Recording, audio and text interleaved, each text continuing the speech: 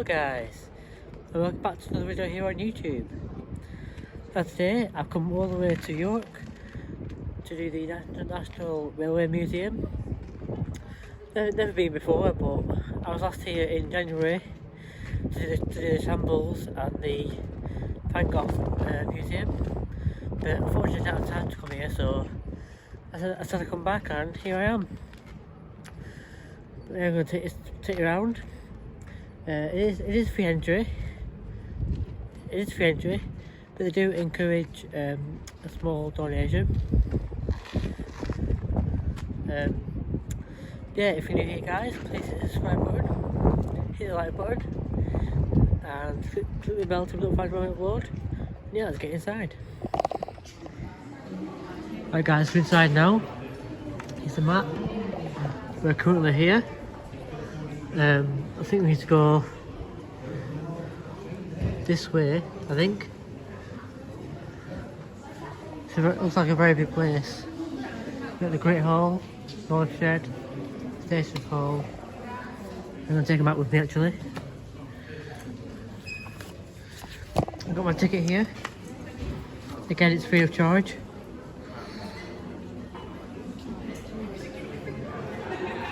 Yeah, let's take you in. Right, so here we are then, the first train of the day. This reminds me of Hogwarts, the Hogwarts Express. It's very similar.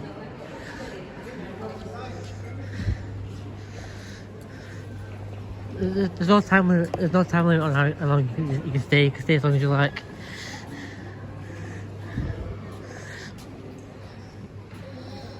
I'm not a massive railway enthusiast, but I thought it'd be nice to come and show you guys what's here. I'll show you inside one of the carriages.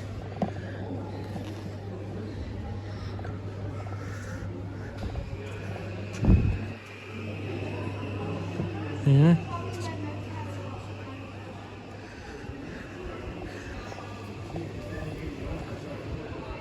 I'm not very clued up on trains, but I do enjoy the history of them. This is one of the VIP carriages, I think. First class, should I say? Very old-fashioned interior.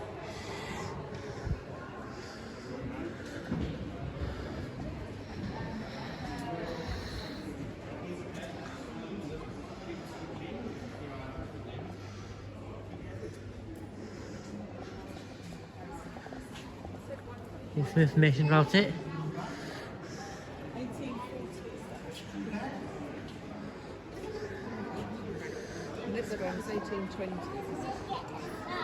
Yeah, these are very old fashioned carriages compared to what we have now.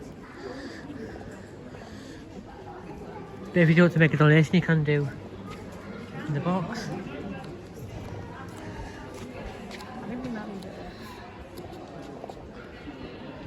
Got a seating area here. We do have a cafe here as well, so you can get sandwiches and cakes and tea, coffee, etc.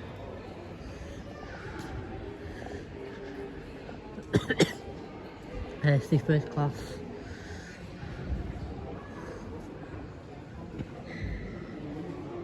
Like I said, I'm not really sure how old these trains are. There's no dates on them.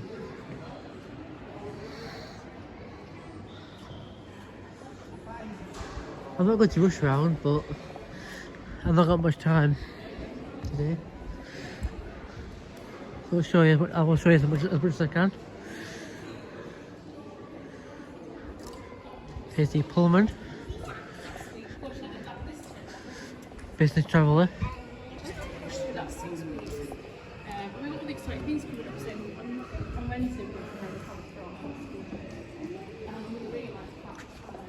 British Rail. Yeah, if you're into your trains and things, then this is the vlog for you. Can we go inside this train? I think we can. can go inside here, yes. Very old-fashioned.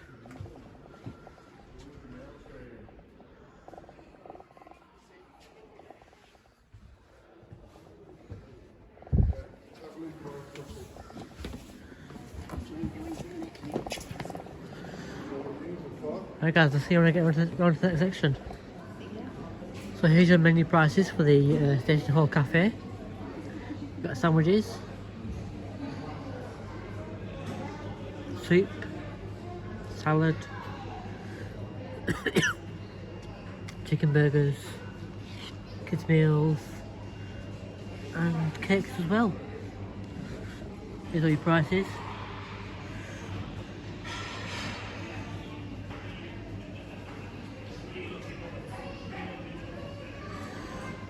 Yeah, I'm going to head round to the next section and I'll see you when I get there.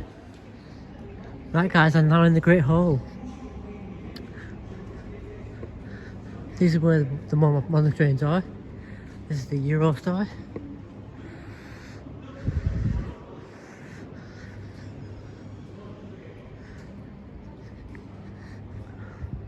Very quiet in it. Very quiet in here.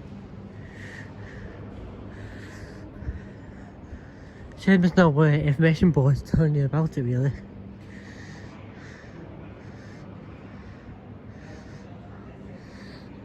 But being this close up is very weird.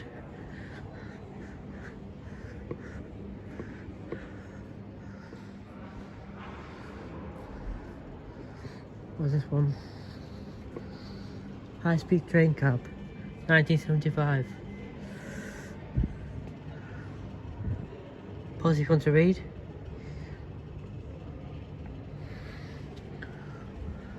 Of course, this is just a replica.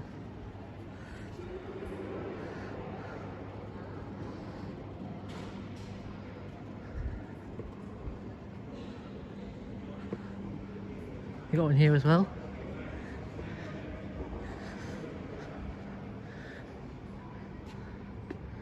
(2013) this one.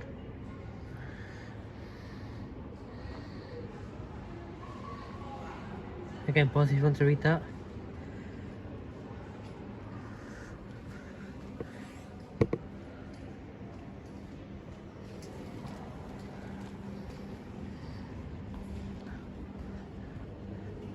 Very eerie in here. Got model railway as well.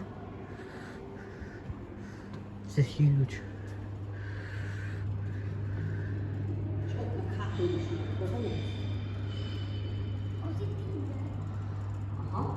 Here it comes. Choo choo. Oh, it stopped. Oh, it's going backwards.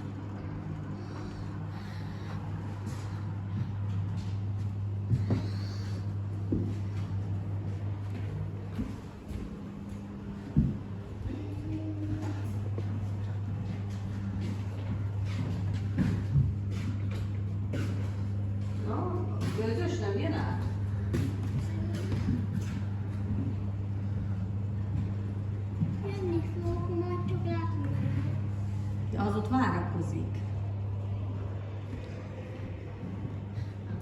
Yeah, it's all very interesting. These are your model carriages.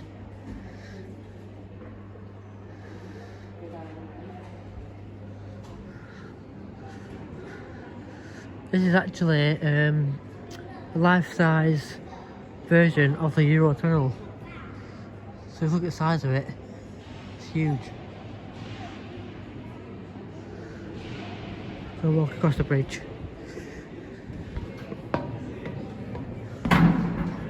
Look at the size of it, it's huge. All the way up there.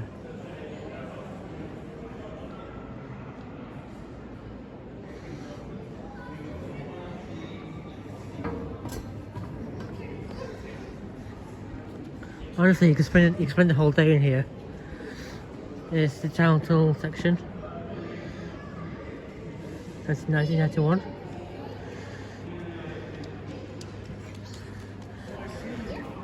We do have another cafe in here as well.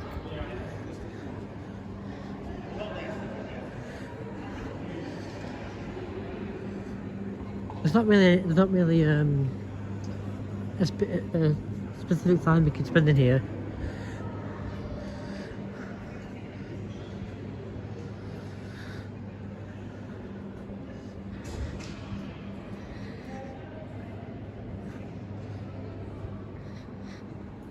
The fact that it's free entry as well makes it really good. Makes it a free day out.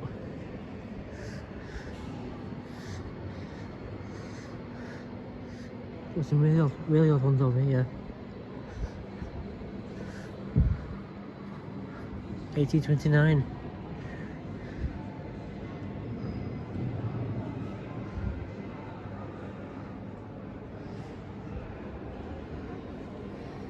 Stratford and something wagon. 1826. Duchess of Hamilton.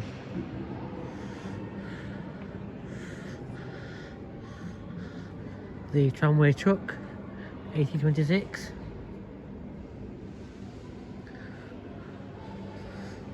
Tramway wagon.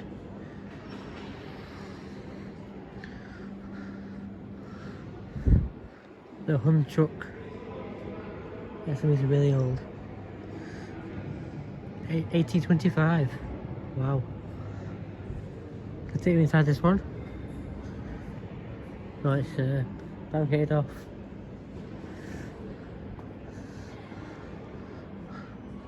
There's no set route either that you need to go around. It's literally just wherever you want, really. Which is why I'm getting lost. And down this way.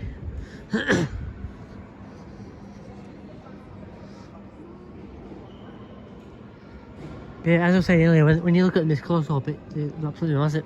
Absolutely massive. These are the railway tracks that they used to get them in and out. Not out, but I mean in.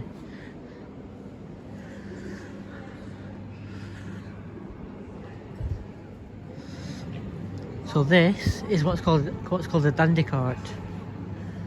So obviously before trains, it says on here actually, before steam locomotives, most of Britain's railways were pulled by horses.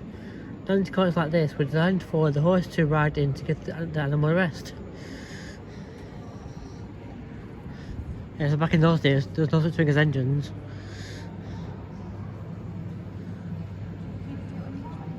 This huge train here. I'm not sure if you can go inside. I'm going to take you across the bridge.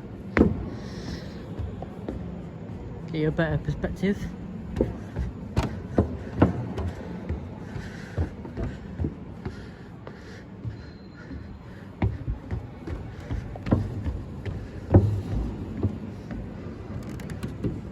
There we are.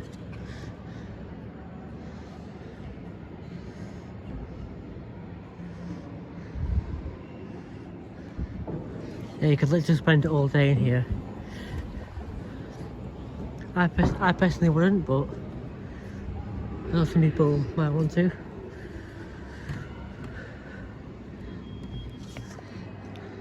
Now this is what you call a proper old school steam engine.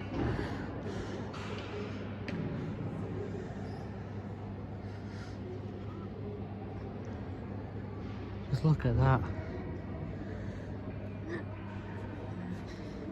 See if we've got some information about it. 1874. Pause if you want to read.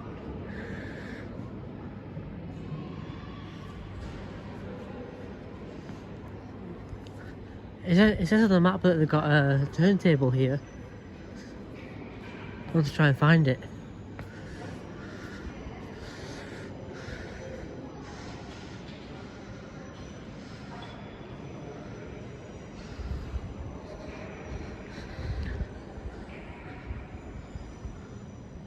Some of these engines are really old. It's the post office train, 1930.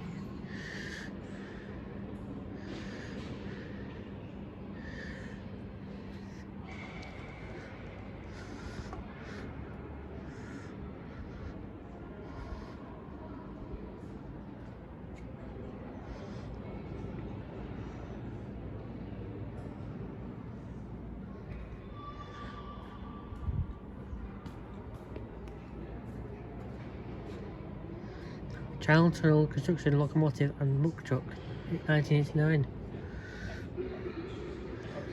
Building the Channel Tunnel between England and France was the biggest engineering project of the late 20th century, following an industrial tradition that dates back to at least the 16th century. Rails help transport workers, equipment and waste in and out of the tunnel.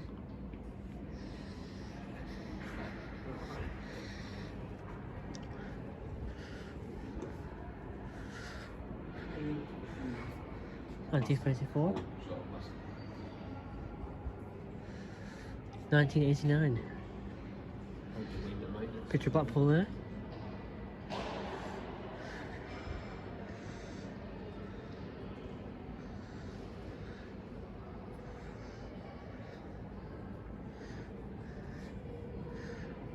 Pause you want to read.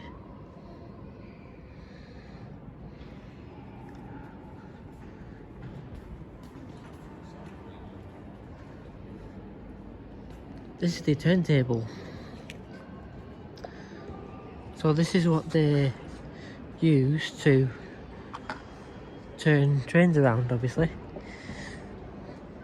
I think at certain times of the day you actually get to see this in operation.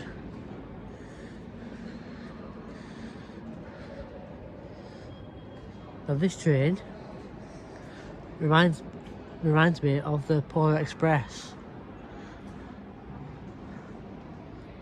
One of my favourite all-time Christmas films.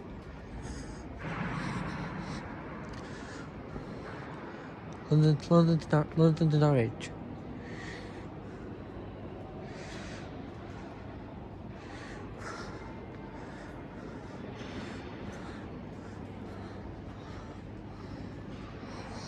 I got the filming in wide angle because of how big these steam engines are.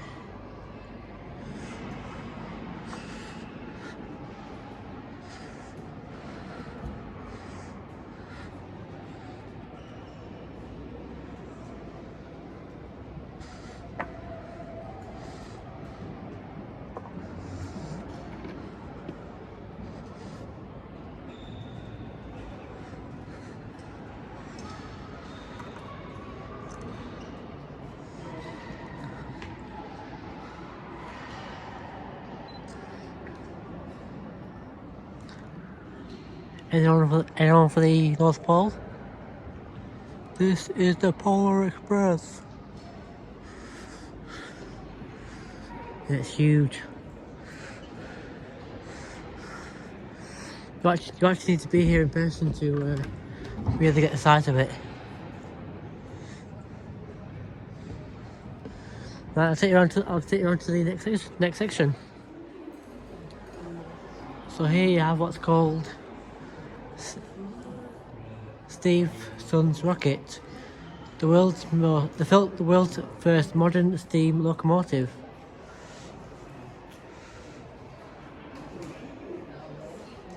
If you want to read why it's famous, and pause to read that.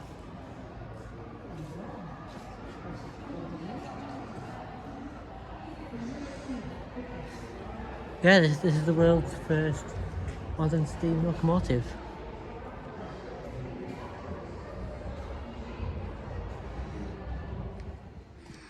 So they do actually do a steam ride here as well. It's basically a miniature railway. Tickets are £4. On the twos are free.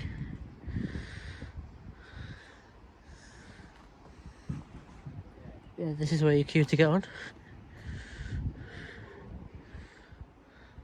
I'm not sure where it takes you.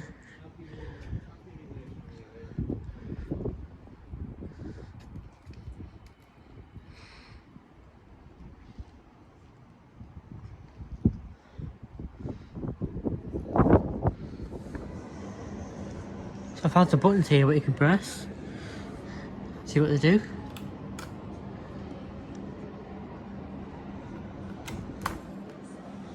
Railway signalling.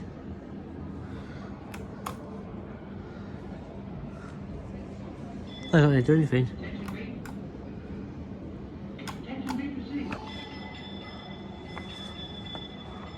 Can you take postal special? Take postal special.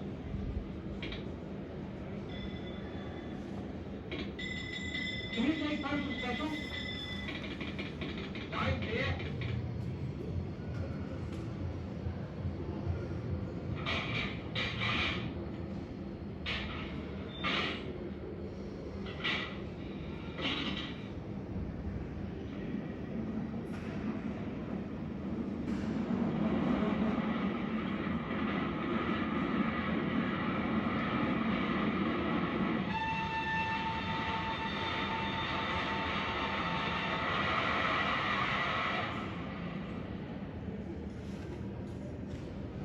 Yeah, these are the train signals.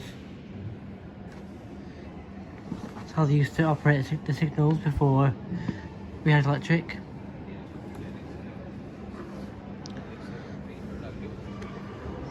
I'm going to take you around to the North Shed.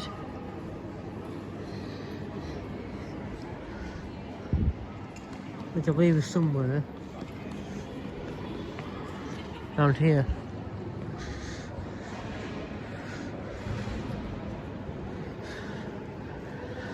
Ah, here it is, I found it. Just down here. In 10 minutes' time, at 11 o'clock, there will be a talk about the Royal Carriages. If you would like to join this talk, please gather next to Queen Adelaide's carriage on platform 1 in Station Hall. So that's a talk about the Royal Carriages starting on platform 1 in Station Hall in 10 minutes' time at 11 o'clock. Thank you. Yeah, I'm not really comfy. I'm not really comfy for talks. I just come to roam round. I just come to roam round and show you guys what's here. So I find it really fascinating.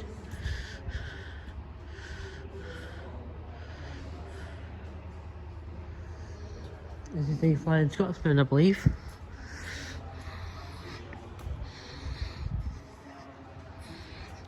I'm assuming it's a Scottish steam engine.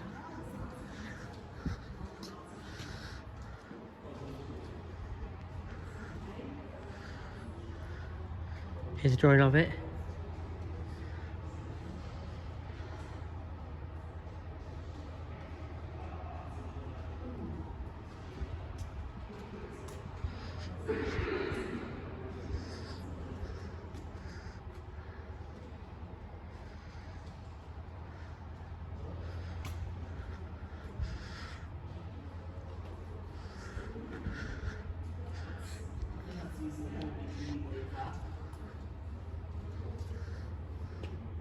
London and North Eastern Railway buffet car.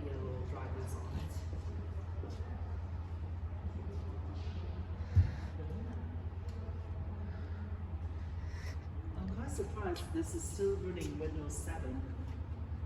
Oh, no network. Some guy talking to a troller. You can see the menu prices.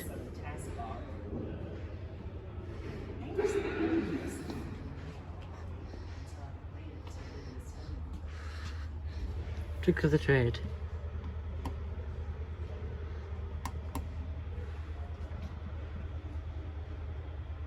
Former Chief Stewards John Bennett and Jim Stevenson know every inch of the East Coast Main Line. Between them, they've spent over 70 years in the dining cars and buffets of the most luxurious trains. Now retired, they met up for lunch on board a great North Eastern Railway train to recall working on the route of the Flying Scotsman. Did you notice how we was coming through those tunnels there, Jim? Just as we left. If you haven't been there, they come out the fast. Yes, I know. And with the old steam engines, you know, if you got caught in a tunnel and the other train was coming the other way, it caused a vacuum. And so, of course, all the soot would come down. And if the chef hadn't been clever and covered everything up, everything was covered in soot. Because you only had limited resources on board, the chefs not only had to get the timing right, but also make sure they had what they got.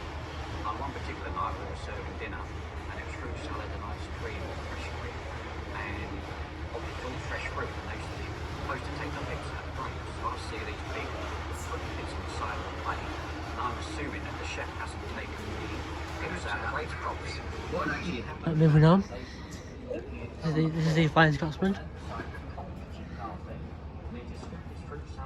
Since 1997, they're making it history. It's another franchise for the East Coast Main. It's on board Cambridge.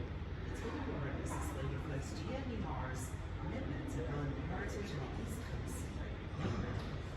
Its role as car transport. There's literally so much in here.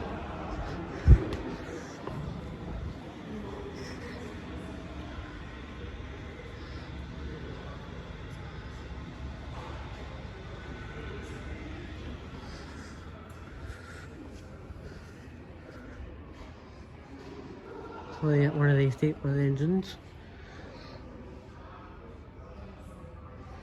Press a button. Oh! That's a good laugh at me then.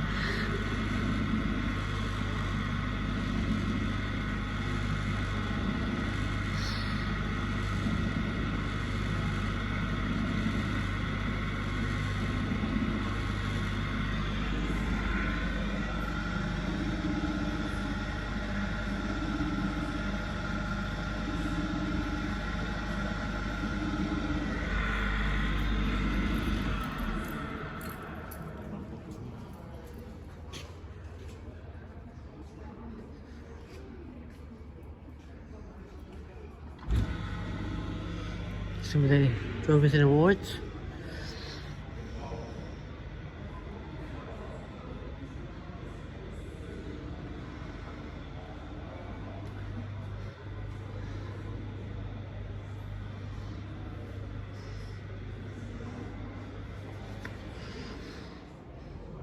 So this is some of the China and Crocodile what they used to use on the old steam engines.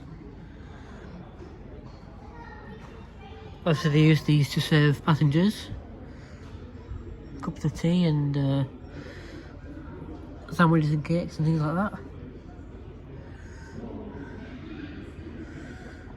Proper Victorian crockery.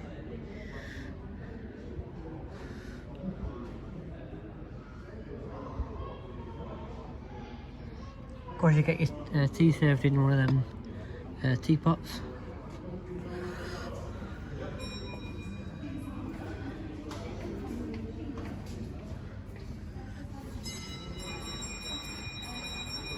Ding ding ding ding.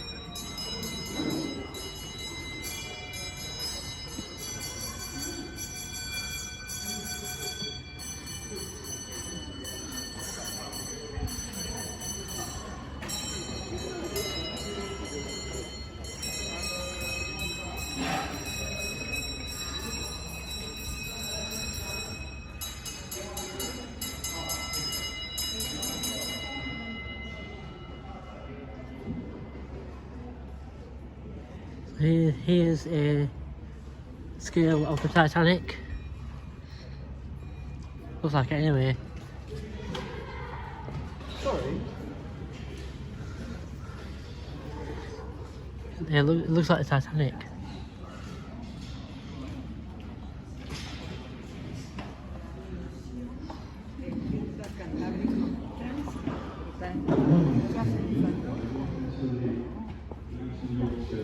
We've got a talk over here. It started operation about 1913. This had been assembled and put together at the Carriage Works before that, along with the models and signals and everything else associated with it. This was used in Manchester right up till 1995 for training all railway staff, not just pure signalmen. It could be porters and guards and drivers and so on. They could train on here, and if you pass the exams, you can help with promotion to different grades. You become a signalman where you were maybe before on the station. We have examples of some of the certificates here which were all awarded, and to this day, Phil is my colleague. He still runs a training class through the winter months. It's a rules and regulations class, and it talks about signalling and all the updates in the previous 12 months as well. And their exams, practical work and the exams. Well, the practical work is on this layout, and the exam certificates are actually given at the museum here. So it continues in use as a training school, and it's still valid even in the days of computer signalling.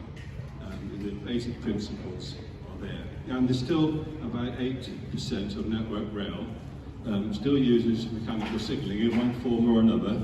You may have the signal boxes in the mechanical lever frames, but you have colour light signals. That's the one combination. There's all sorts of different combinations, but what we're here today to talk to you about is signalling a double track railway with absolute block signalling, and using semaphore signals, and we have a variety of different locos, both steam and diesel, on the layout today, but these are all running under radio control. So what we'll probably do, I think, is to start off with, we'll just run the diesel multiple unit around the layout, around the complete outside of the layout, with all the bells and the signals working. We're just looking for something. So we have 4 signal boxes. We have signal box T at the terminal station, and A, B and C. So we have 4 signalmen. We have 2 train drivers, and there's 2 of us commentating alternately as we go through the day. After lunch, Phil will stage an accident reenactment. I think this is Urk Valley he's talking about today, and and this was caused by was it a signalling incident? Yeah. There are some pictures of the accident out there. Happened in 1953, 15th of August 1953. Combination of things actually, signallers' errors or irregularities, and also drivers. But I don't want to put you off, because 1:30 this afternoon we'll be reenacting it here.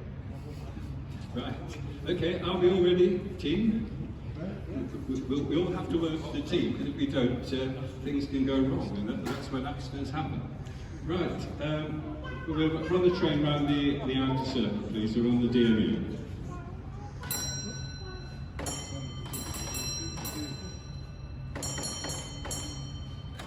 You notice communications by a bell and these block instruments, and when it's trained slowly, how that works between A and B here, after we run this train.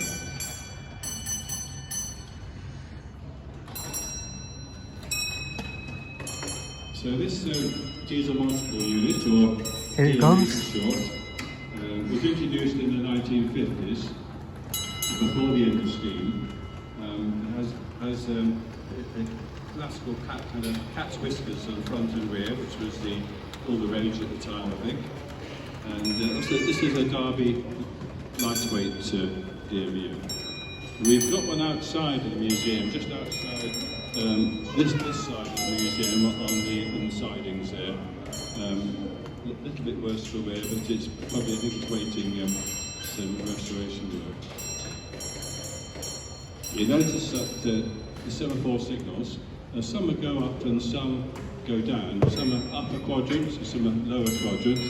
But when they're horizontal, it always means stop at the red signals, or caution at the yellow or distant signals. And this is regional preference. The Great Western Railway always had lower quadrant signals, I think, until the end of their use. The rest of the railways, some started with lower quadrant, converted to upper, but it doesn't really matter. Whether upper or lower quadrant, we have weights on the signal. So if the signal wire breaks, which was the most common, the signals will turn to danger automatically. A fail-safe mechanism, if you like. We have lots of other fail-safe. So that was just a few minutes of the talk about the signals, about the railway signals and how they used to be and how they are today. But you've got some more model carriages here.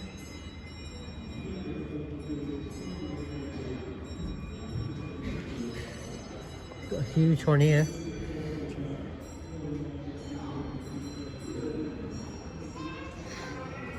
Imagine having that in your bedroom.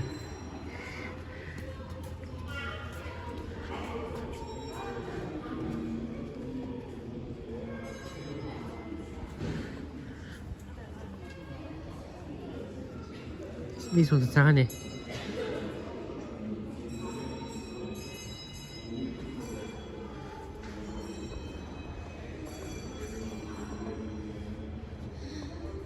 Yeah, I think I'm gonna go back into the Great Hall now and show you these. See if I can find out what time the turntable talk is, because I want to show you the turntable in action. So I've just spoken to a lady on the Mallard experience, the VR experience, and she said that the turntable talk will be back for a while. So that's a shame. I'm worried about that. Because in my opinion, that was one of the most interesting things to watch. Yeah, I'm not going to stay much longer. I feel like I've seen everything now. So you want to start again?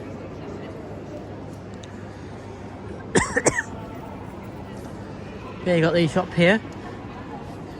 It's not. Yeah, it's open. Yeah. Model trains you can buy. Train sets. Got your jigsaws, canvases, cushions.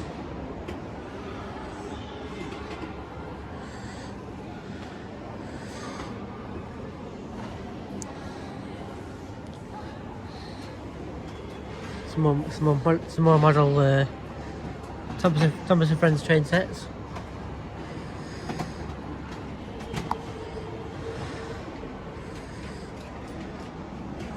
Yeah, you can buy these. I don't think I was spending 160 quid on one though. That's a bit steep. Them ones are 184.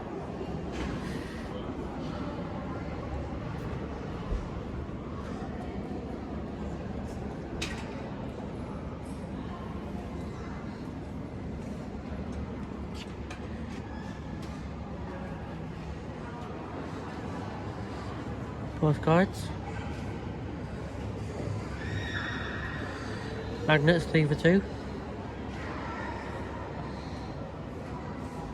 Got your magnets there. Keychains and lanyards.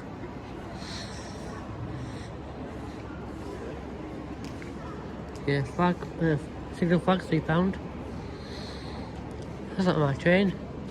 Its wheels are too squishy. Yeah, if you're coming to York anytime soon, it's a good way to kill time. It's free as well, so you don't need to spend any money. But they do encourage a £5 donation, or whatever you can afford.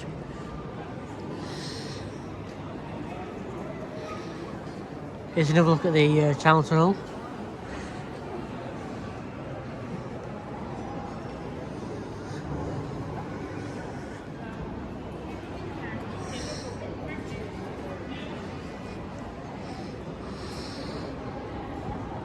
Take a picture of that as a thumbnail. There you go.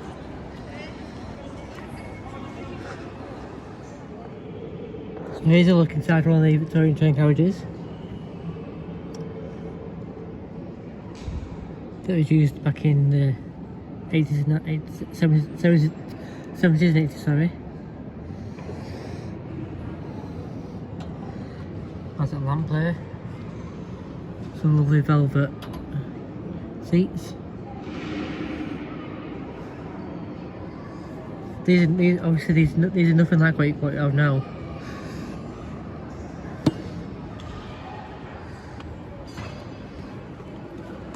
through underneath all the workings for it.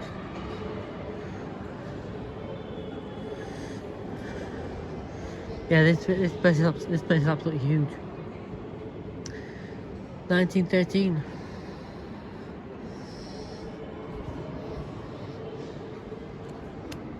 See up your steps.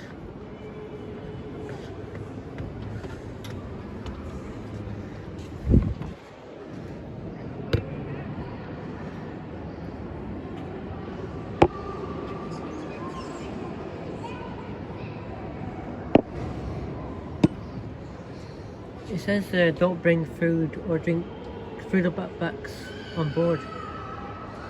So there mustn't have been allowed food or bags in them days.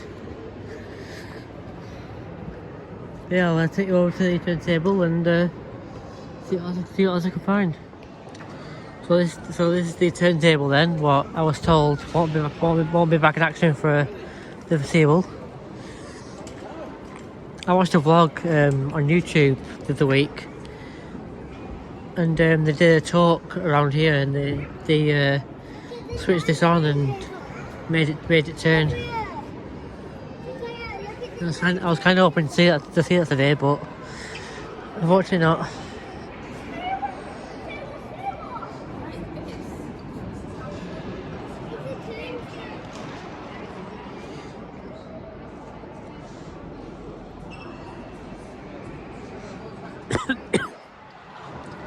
Yeah, it's interesting how this works actually. Obviously, in modern day trains, modern day trains have got two drivers.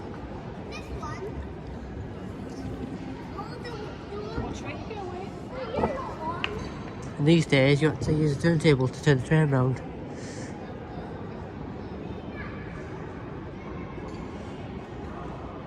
I'm going to take you back to the start and see what we can show you. So I just realised I haven't shown you this. This is the train carriage. Apologies if there's any wind noise, it's a bit windy. This is the Countess of York afternoon tea.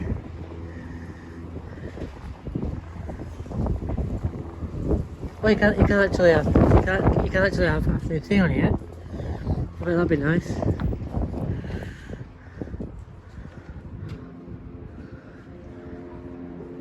Yeah, it looks really nice in there.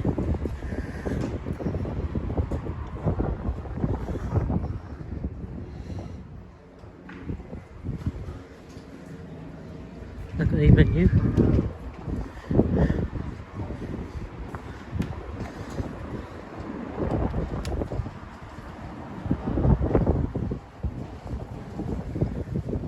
It does look like you can actually go in there. 12 PM, 2 PM and 4 PM. Sittings are by reservation only and can be booked through the evening. £25.50 per person.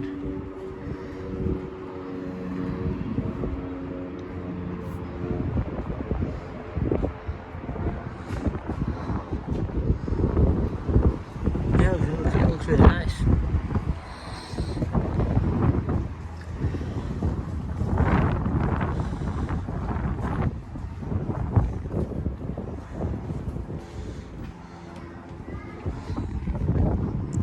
I'm going to see what else I can find. Right guys, so I'm back where I started, outside the main entrance. I feel like I've seen everything today, so I'm going to end the vlog here. Thank you so much for watching, if you got this far. I understand that railways and museums aren't for everyone. So if you have got this far, thank you so much for watching. If you've enjoyed it, give it a thumbs up. If you're new here, please hit the subscribe button, hit the like button, and turn the bell to be notified when I upload. Also follow me on social media. You can follow me on Facebook, out_UK, and you can also follow me on Instagram, out_about_UK. And for the first time, I've actually set up a PayPal. So if you want to donate to the channel, if you're enjoying these videos and you want to donate to the channel, I will leave a link in the description for you to donate. All donations will go back into the channel. So any donations will be very much appreciated.